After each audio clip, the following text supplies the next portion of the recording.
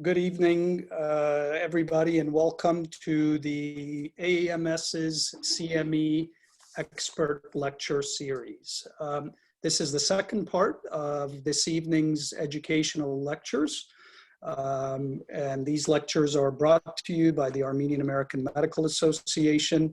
I'd like to thank all of our CME committee for their hard work in in putting these sessions together. Just to show the screen, these are our CME committee members, and I'd also like to thank Dr. Kevin Galstian, the president of the organization, for being instrumental in bringing these sessions together. So today's second lecture is going to be delivered by Kristine Oganian. Kristine is a registered nurse currently working as quality coordinator at California Rehab Institute. Kristine has been an active member of the Armenian American Nurses Association, holding multiple positions, including being the president from 2017 to 2019. In the recent months, she has been emerging in infection prevention and management at the facility in response to the COVID-19 pandemic. Congruently, Kristine is following her passion in education and pursuing a master's degree in nursing education at Cal State University, Los Angeles. Today, Kristine is going to talk about prevention, infection control and prevention, both in the workplace as well as in the household. With that, I'm going to turn the screen over to Kristine. Thank you, Kristine. If you can unmute yourself and take it over. Thank you, Dr. Sapilian. Thank you for having me. I'm going to go ahead and share my screen so we can get started.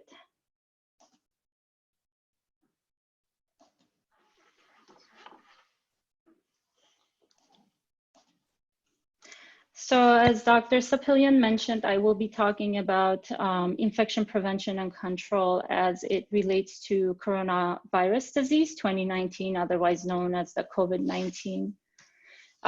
Just a disclosure, I have no conflicts regarding the content presented. And at the end of this presentation, you will be able to verbalize proper methods of performing hand hygiene, understand the correct donning and doffing of PPE, list some CDC approved methods for extending use of PPE, and also list methods of disinfecting and limiting transmission of COVID-19 in home and hospital setting.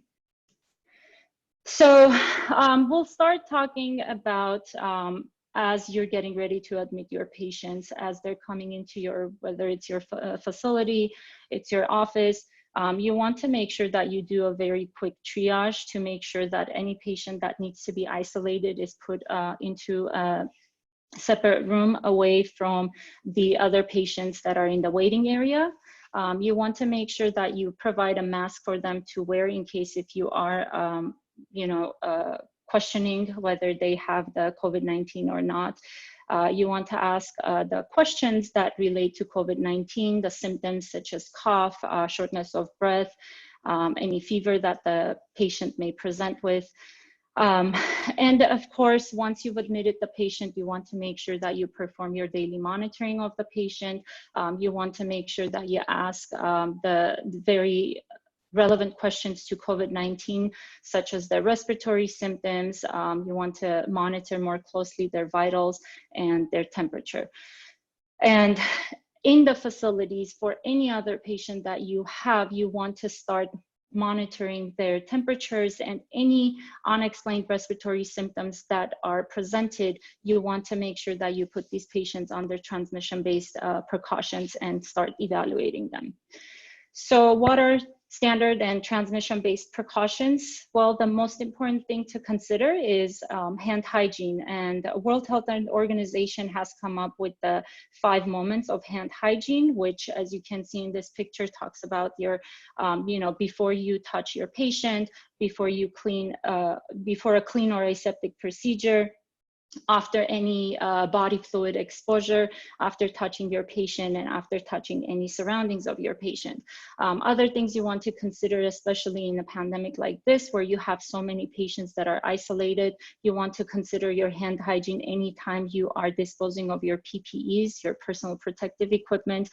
Anytime you're touching your mask, your face, you want to make sure that you perform hand hygiene. So we'll go over some of the PPEs, the protective, personal protective equipment that you will be using throughout the caring for a patient with COVID-19 virus. So the first thing we'll go over is the gowns. You want to make sure that you put on a clean gown prior to entering a patient's room. You want to make sure that you know your gown is not soiled. If you get your gown soiled, make sure it's changed immediately. Dispose of the gowns after each use, and if possible, use cloth gowns. And if you do have the cloth gowns, make sure that they are laundered after each use. The other most important thing to consider is the respirators, the N95 respirators, or the face masks. So when caring for a patient with COVID-19, you do want to make sure that you have an N95 respirator or higher level of protection. However, if you don't have the N95, if you've run out, then it is okay to use the face masks. And you want to make sure that you have this on prior to entering a patient's room. If you do have the N95 respirators or higher level of protection, it should be used instead of the face mask.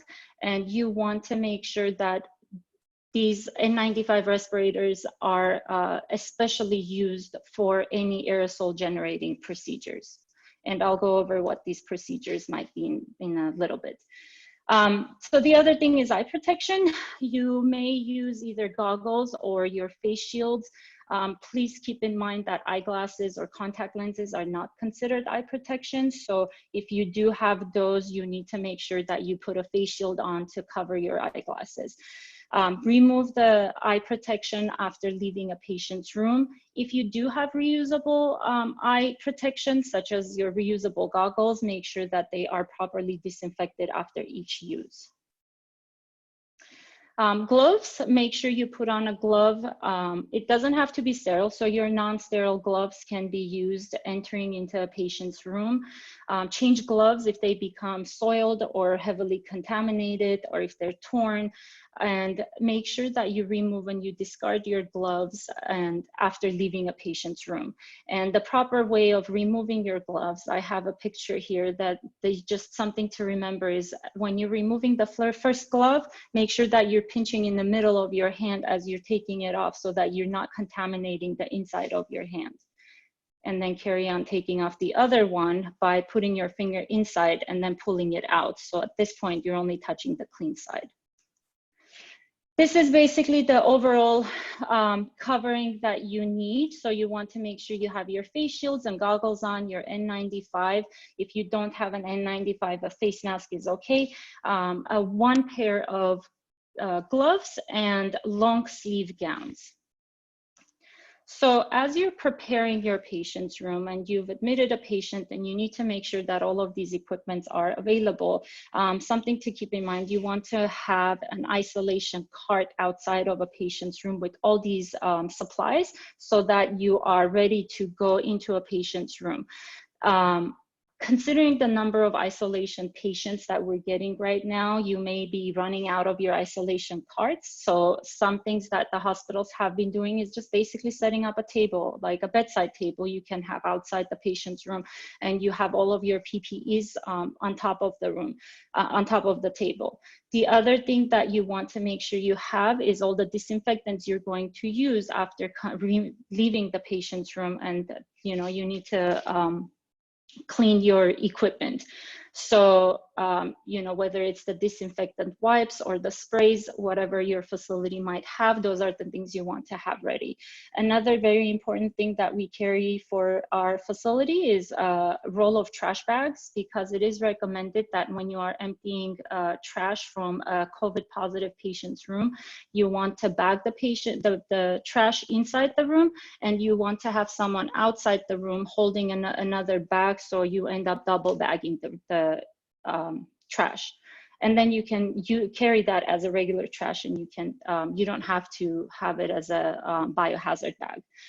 And the other thing to remember is if you have equipment that goes in and out of the patient's room and you're not dedicating that equipment for that patient, you want to clean the equipment inside the patient room first, and then have it taken out, and then you clean it one more time outside the room. So what are some aerosol generating procedures? Basically, anything that will be inducing a cough is considered aerosol generating procedures. And you want to avoid having these procedures as much as you can. However, if you must have these procedures, you do want to make sure that you limit the number of people that are in the room for this to only the people that are essential for the procedure. Definitely, because this ends up being an aerosol generated procedure, you do need to make sure you have an N95 mask on, you have your goggles or your shield, your gloves and your gown on as you're caring for the patients. Ideally, if you are doing an aerosol generating procedure that's pre-planned, make sure that your patient is in an airborne infection isolation room, like a negative pressure room. And then as soon as you've completed your procedure, you want to disinfect the room and the surfaces promptly. So the environment, infection controls, all of the things that you can consider, you know, touched by either you after you've taken care of the patient, or it's near the patient's room. So some equipments to consider, you want to try as much as possible, have a dedicated medical equipment that stays inside the patient room while you're caring for the patient. If this is not possible, all the non-medical and non-dedicated and non-disposable medical equipment should be cleaned and disinfected according to the manufacturer's guidelines. For electronics, you may want to consider having a wipeable cover on them so that you can wipe them and not damage the screen of your electronics. And if you don't know what the manufacturer guidelines are in terms of cleaning your equipment, then you always can go with the basics, and that's alcohol-based wipes or sprays that has at least 70% alcohol, and definitely allow the item to dry thoroughly. Laundry, when you are caring for any kind of laundry, you want to make sure you're wearing gloves. You don't want to shake the laundry. It is okay to mix the sick person's laundry with another person's laundry. That's not a problem. However, when washing the clothes, try to use the warmest appropriate temperature, so that you try to kill off as much of the virus as you can, and you want to also dry the items completely. Wash your hands with soap and water once completed, and then also remember to clean your hampers as well. So how do we clean and disinfect? Daily cleaning and disinfecting of high-touch surfaces is very important, whether it's in the COVID patient room or even in your facility in general. Some of the high-touch surfaces that you may not think of are, for example, in our facility, our vending machines, which we have stopped using. You know, water fountains we've discontinued using. Some things that we want to clean frequently are the elevator buttons, your doorknobs, your light switches, and just anything that you think is touched frequently needs to be disinfected as often as you can. If you have a sick patient inside the room, you want to close off the area, and if possible, I know some hospitals don't have this ability, but if possible, open the windows and let air circulate throughout the room. And once your patient is discharged, the CDC recommendation is to close off the room, open all the windows, and leave it as is for 24 hours before cleaning it. However, that is not necessarily possible for facilities who have a high number of patients coming in. So then the recommendation is to just basically try to not clean it for as long as you can. And then, so for example, in our facility, we leave the door closed for an hour before we go in and we disinfect the room. So when cleaning, wear disposable gloves and gowns, wash your hands often. And a few other things to consider, you know, the reasons to consider washing your hands. It would be after blowing your nose, coughing, sneezing, using a restroom, before eating or preparing food, and after contact with animals or pets. And of course, before and after providing routine care to another patient who needs assistance.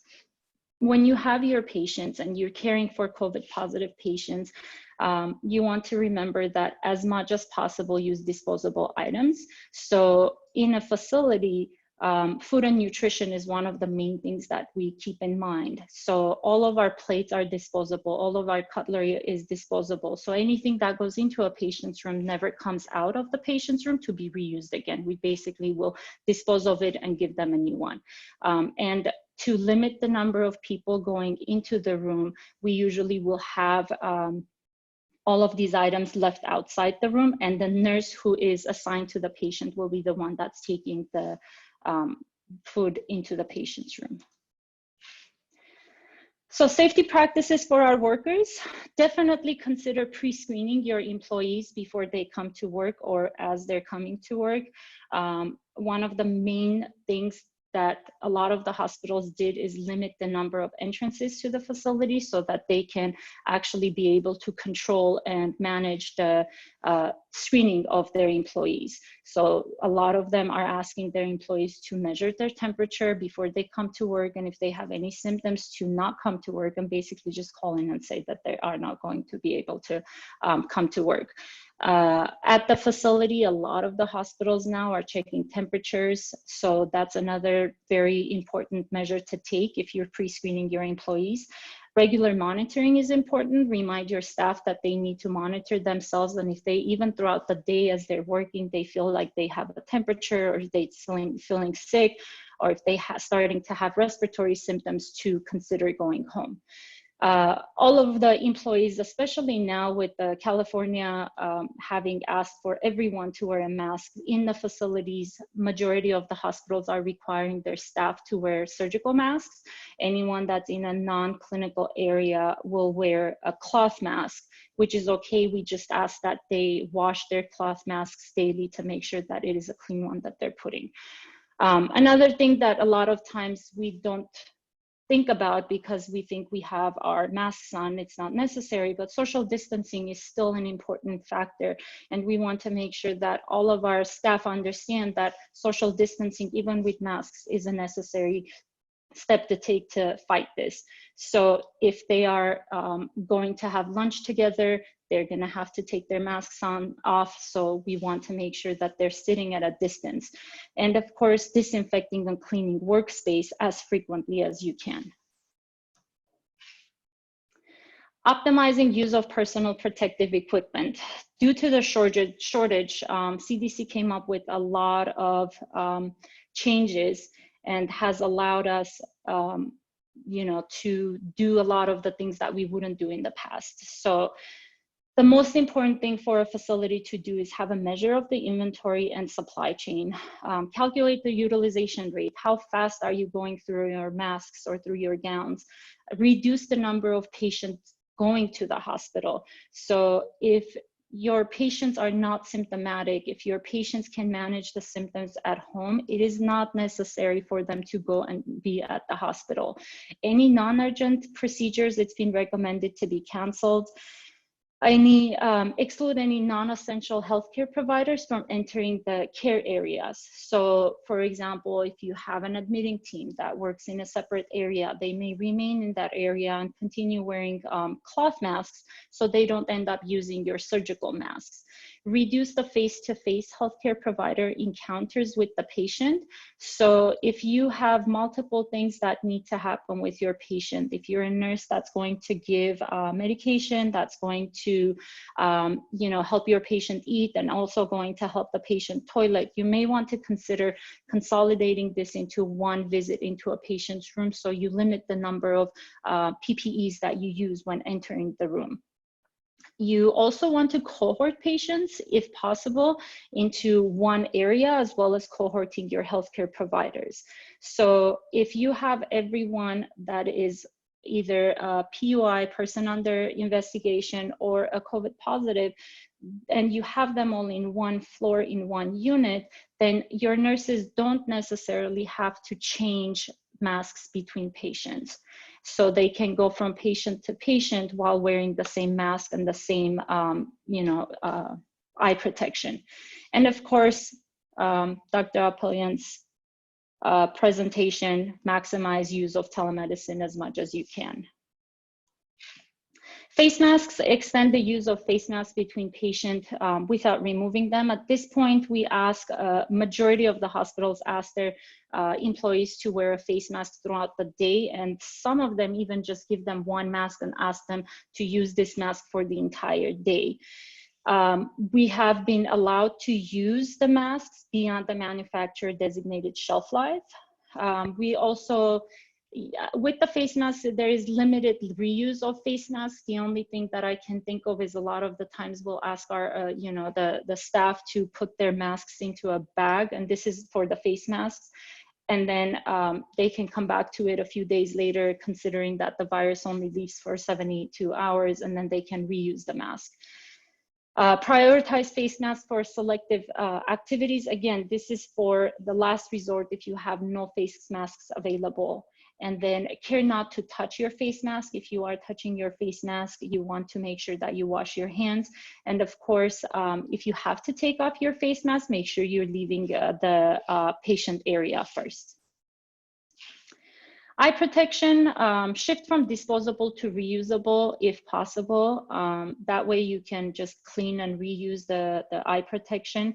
Implement extended use of eye protection, so it should be removed and reprocessed only if they become visibly soiled. You can use, again, beyond manufacturer designated shelf life. Prioritize eye protection for selected procedures. And then consider using safety glasses as well. As long as the sides are covered, you're able to use the safety glasses as well. Isolation gowns, CDC gives some recommendations in terms of how to extend the use of isolation gowns. You can consider using coveralls, extend the use of the isolation gowns. Again, the extending of the use can be more relevant when you have a cohort of patients in one floor. The other suggestions that they have is if you're completely out of isolation gowns, you can consider using the lab coats as long as they're long sleeves. You can do washable lab coats versus disposable lab coats. And also they have suggested to also use patient gowns. However, you want to make sure that your patient gowns are also long sleeve. Or you can do combination of all. So N95 respirators, I think this is what most of our facilities are having the hardest time with, is lack of N95 respirators. So CDC has allowed us to use it beyond the manufacturer designated shelf life. Extend the use of respirators for multiple encounters with different patients. Again, if you know that your patient has a positive or is under investigation for COVID-19. You can prioritize using N95 respirators for, by activity. So you can use a regular surgical mask throughout the day. However, if you are going to do any kind of aerosol releasing procedures, you want to make sure that you have an N95 mask on. And then reuse the N95 respirators. So the way that it's been recommended, and a lot of the hospitals are actually trying this, is every day at the beginning of the day, we will give a nurse an N95 respirator. At the end of the day, after completing their shift, they will put that N95 respirator inside a paper bag and date it and put it aside. Next day, they'll get a brand new N95 mask, same thing, and they will put the mask inside a bag, date it, and put it aside. They will repeat this for 5 days, and then on the 6th day, they will go back to reusing the mask that they used on the first day, considering that the integrity of the mask is still intact. And that way, the idea is that by the time you come back on the 6th day, the COVID-19 virus has already died, and you're able to use the mask over again. There is also some ideas of decontaminating and subsequently using the N95 masks. CDPH has actually sent out a message to the facilities telling them to start collecting the used N95 masks so that they have set up certain areas where the N95 masks can be sent, disinfected and decontaminated, and then resent back to the facilities. So a few ways that this has been considered to be done. There is the vaporous hydrogen peroxide. So basically the investigation has shown that when you clean an N95 mask with a vaporous hydrogen peroxide, there's very minimal effect on the filtration and the fit. So the integrity of the mask maintains. In addition, there is also evidence that 99.9% bacteria spores are actually killed when you do this. And then you can actually re-decontaminate, if that's even a word, for up to 20 times. So you can continue doing this with the same mask up to 20 times while still maintaining the integrity of the mask. And then moisten, so then the other one is the ultraviolet germicidal irradiation. You know, this the disinfection efficacy is dependent on the dose and the size of the machine that you have. So if you are decontaminating, you may want to consider finding out what the dose needs to be so that you can make sure that you are decontaminating your N95 masks properly. And then lastly, there is moist heat incubation, which is it causes minimal degradation in the filtration and the fit performance. And it has a limitation that we don't know the type of viruses that it kills, and sometimes it may not even kill the viruses as well. So how to take care of someone at home? Most people who get sick, we want them to stay home. They can be managed at home, and we want them to stay inside, quarantine. One, they will not be infecting anyone outside. Two, you know, if they can be managed at home and they are not in the hospital, we will not be using too much of the PPEs that we are currently running out of. A few things to remember if you have someone at home is that to monitor the emergency signs. When do you consider taking them to the hospital? So when they start having trouble breathing, when they have persistent pain or pressure in their chest, if they suddenly have the confusion or they have inability to be aroused, and then of course bluish lips or the face. If you do have the patient at home that you're caring for who has symptoms, some things to do is to make sure that that person, if possible, stays inside one room. And again, if possible, has a designated separate bathroom. If this is not a possibility and they're sharing a bathroom, for example, make sure that the bathroom is cleaned after each use. And it is preferable that the person that is sick is the one that cleans the bathroom. So you as the caregiver are not exposing to the virus while cleaning the room. However, if that's not possible and you as the caregiver have to clean the bathroom, please make sure you apply the proper PPEs, such as at least a cloth mask and gloves while cleaning, and make sure to do appropriate hand hygiene.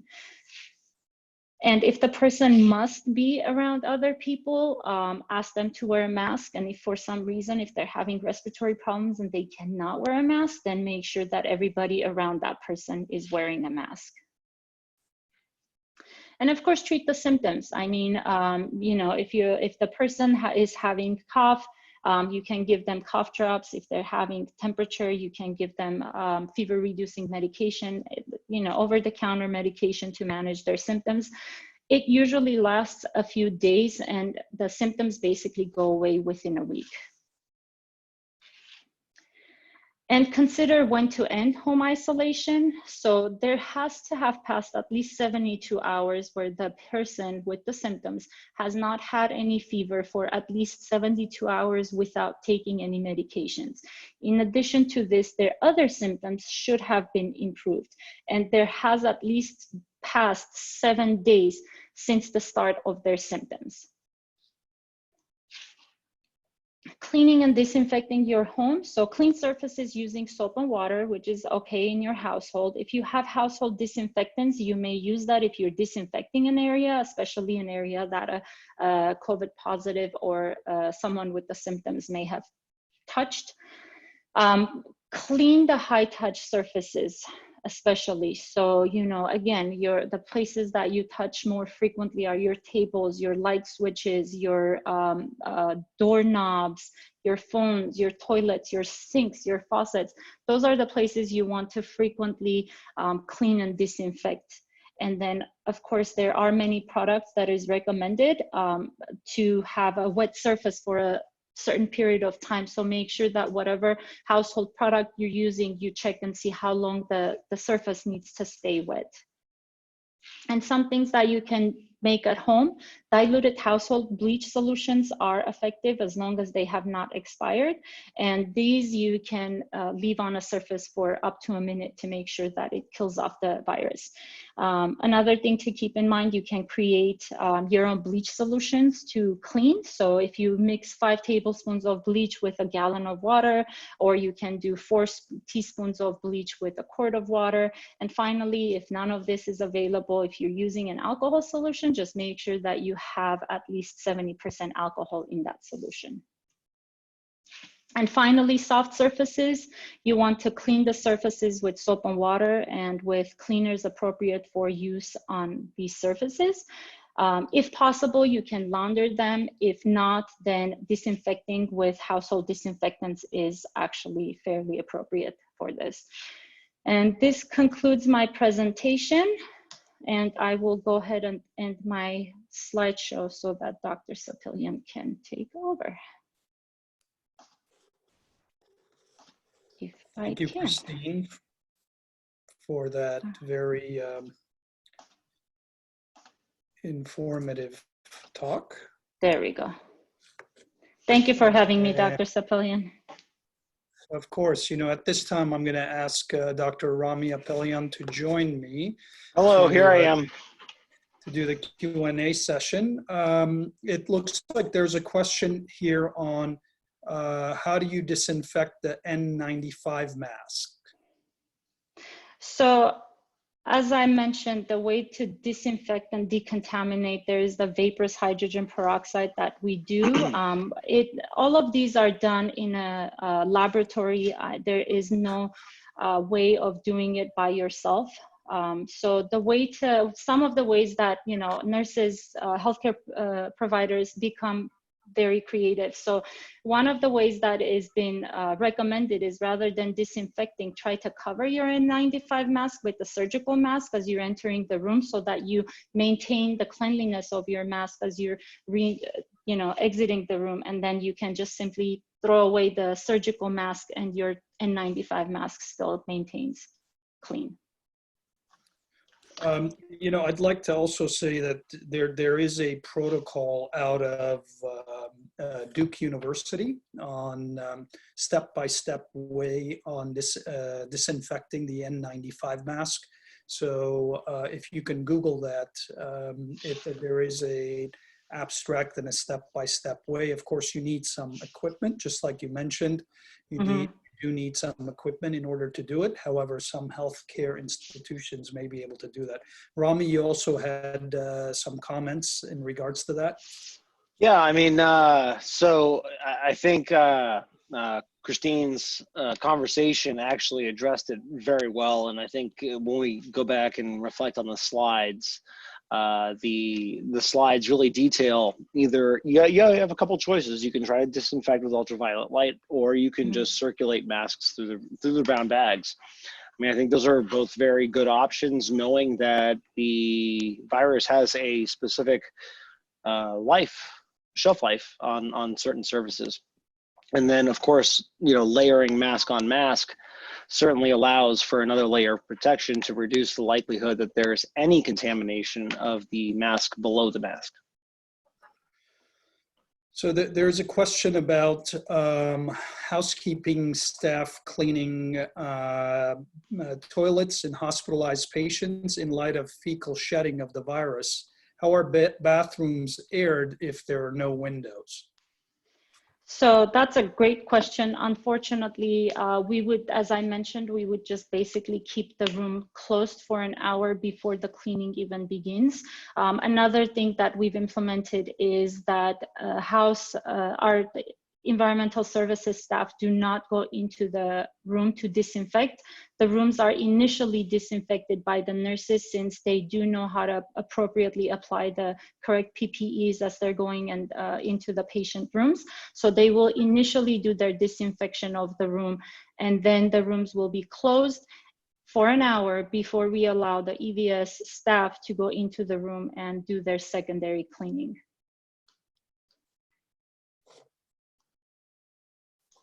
Okay, thank you very much for that answer. And I mean, I think this is one of the challenges. We're also learning more about potential fecal transfer. There's really no consensus on this issue either, which is unfortunate. But we actually did also receive another question.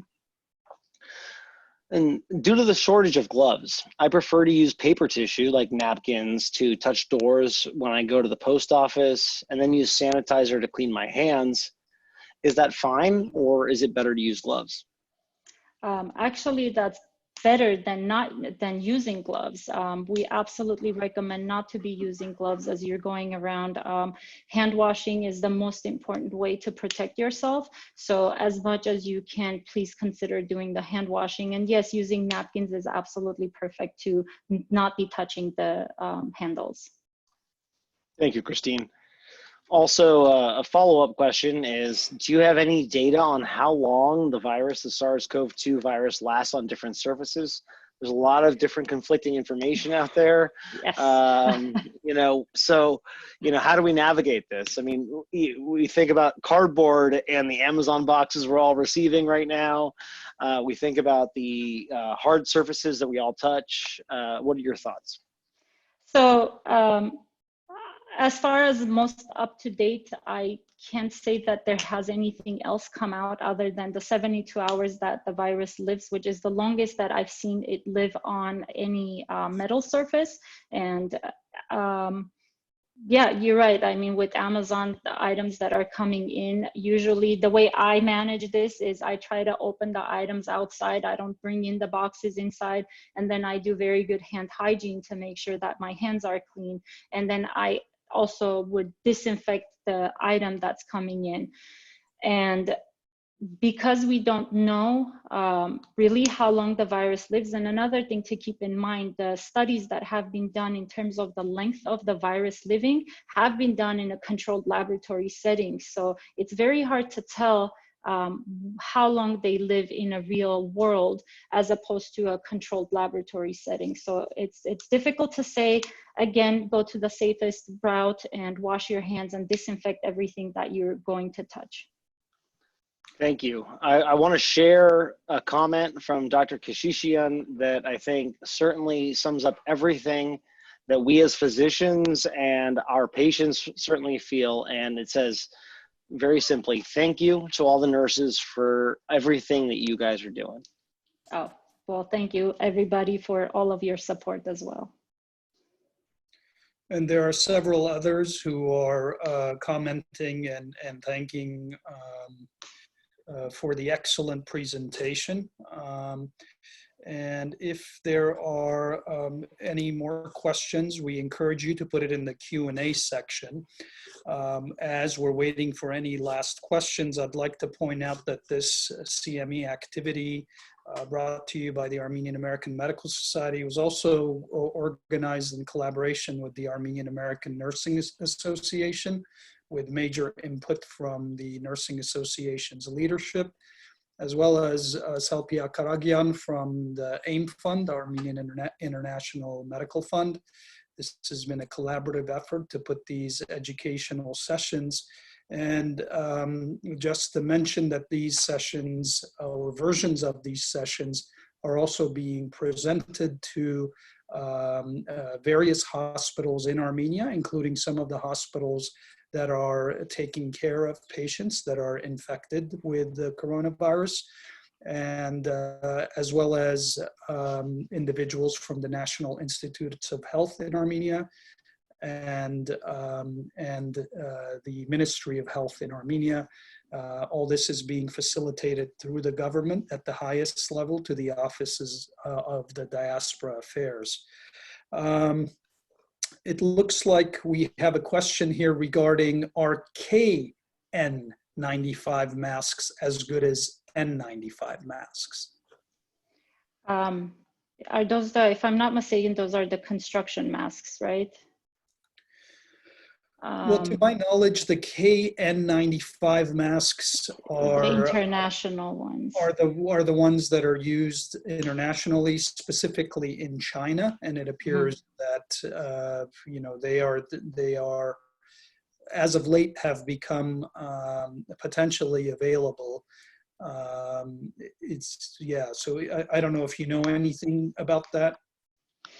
So I mean, we are being very cautious. The one thing I would recommend, especially when it comes to N95 masks, is to use it after you've been fit tested. It is very important that everybody gets fit tested with the N95 mask that they are going to use. So if you do have a mask that you're using, generally it would need to be NIOSH approved type of a mask, and every N95 mask that is actually sold in the United States is N95, is NIOSH approved. However, the international ones, again, with CDC really loosening their regulations, it might be possible. However, just make sure that when you're doing the fit testing, you are passing before you're able to use the N95 masks. Thank you. There is a question about where can we find the recorded versions of this webinar. We will be posting these both on social media as well as our website. In fact, if you go to aamsc.org, there's a whole tab for webinars, and all of these webinars that we are conducting will be archived there. So you can go ahead and watch them. We will also be posting them on Facebook, on the AAMS's Facebook page. Please feel free to share that on your own personal page, rebroadcast it. This is very useful information for everybody to benefit from. Keep in mind that, you know, today is April 13th, 2020. The information presented on this day is relevant and true for today. Information is coming in and is changing, so please consume the information accordingly. There's another question and a comment about the use of adding a layer of carbon nanoparticle enriched inlay, and where can these be tested? I have had this question raised to me too. There is a theory that if an inlay is placed in any surgical mask that is designed to be used in nanotechnology facilities, that can limit the viral transmission. If anybody has any ideas of where clinical trials or even in the lab setting simulation trials can be done, please communicate that with me on the sideline and I can relay that message to them.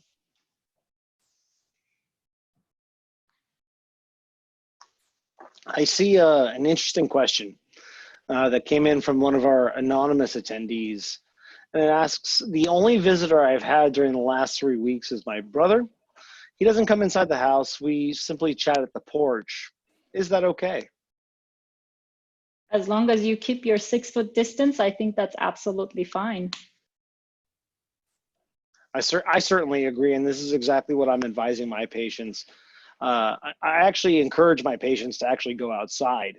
A lot of my patients are elderly, and they are afraid to go outside because of everything that they've heard on the news. And you know, this is actually one of the benefits of the telemedicine platform that we were discussing in the previous hour, is that we have an opportunity to educate our patients and in a one-to-one connection that, you know, the news doesn't necessarily offer. And I think it's important that they do go outside. I want my patients to see the sunlight, to walk around, you know, to try to help regulate their circadian rhythm. Staying inside is a very depressing situation. So yes, I agree. Social engagement, as long as you're keeping your distance, is appropriate. So we have a question regarding from Arsenic Alfayan. What measures have been taken by hospitals to prevent the spread of COVID-19 in the tubing systems of the hospitals? Boy, that's a very good question.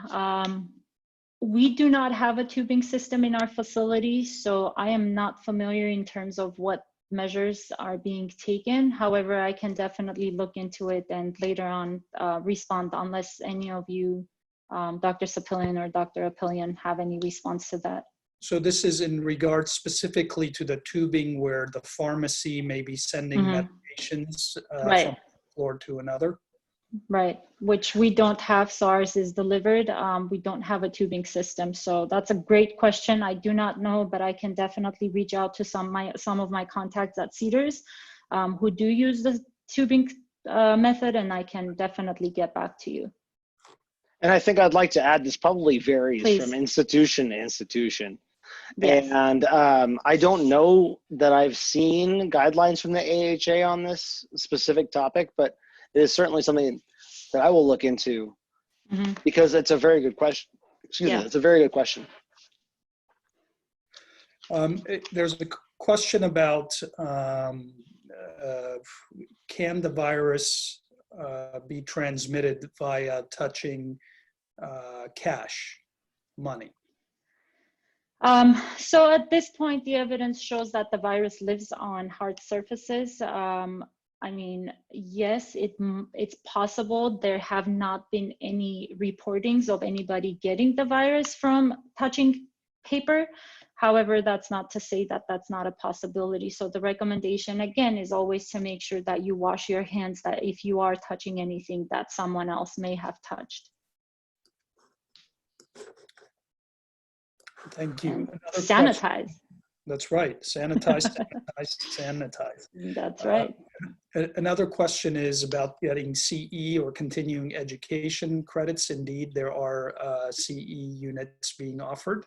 Again, you can visit our website, aamsc.org, and you have to obviously do the post-event activities and answer the questions, and you can claim the continuing medical education or continuing education units at that time. Or if there aren't any other questions, Rami, do you see any other questions that I may have missed? No, I think so. There's one other question actually right here. I'm sorry. There is one that just came in and it says, do we know how long the virus lives under UV light? I'm trying to figure out if exposing the exam rooms and instruments to UV light will mitigate the situation. So as I mentioned, unfortunately with the UV light, it all depends on the strength of the UV light that you're using. So it varies. It is being used to decontaminate some equipment, including the N95 masks. But again, at the end of the day, it is all dependent on the strength of the UV lights that is being used. And I mean, I think to add to that, Kristine, if you're using UV light in a small controlled box, it certainly has more potency than with a handheld UV wand. Yeah. So I don't know that a handheld wand would be adequate. Yeah. Well, Kristine, thank you very much for this very, very informative presentation. We will, I mean, really, we're thankful for sharing your expertise. You truly are at the front lines in a hospital that has COVID-19 patients, and you know, you're receiving the information firsthand in your day-to-day scope of your profession. We also commend you for sharing this knowledge with our colleagues abroad in Armenia and Artsakh. And we'll continue to ask you to come back for updates, both on our CE programs and also our community education programs on television and online. Participants, thank you very much. As I said, this will be posted on our website sometime tomorrow. please feel free to copy the link and share it on your various social media platforms, on your personal pages, so that everybody can watch and can learn and benefit from this. We're all in this together. These are some tough times, some anxiety-provoking times. However, we just want to know that we're here for you in whatever way that we can. Please also come and join future programs. We do later on this week, we have another talk on telemedicine, as well as a talk about sleep. Sleep is an important part of our general health. This talk will be about, certain elements of sleep, and also sleep advice that we can use for ourselves in the COVID-19 era, as well as advice that we can share with our patients and our loved ones that are around us on how we can all try to get better sleep in this anxious days of the COVID-19. We also have a physician wellness series of lectures. Dr. Doug Neese will be lecturing to us next week. So please be on the lookout. And we also do encourage you to give us feedback. If there's any recommendations for future topics, we urge you to please send an email to Hasmik, and we'll definitely try to see if it's appropriate and try to organize an expert series on that. With that, again, I'd like to thank the AAMS's board, our president, Dr. Kevin Galstian, our CME committee, my counterpart, Dr. Rami Apelian. Have a great evening. Please stay safe, stay well, stay healthy, stay strong. We're going to get through this, and we'll see you in a few days. Have a great evening. Take care.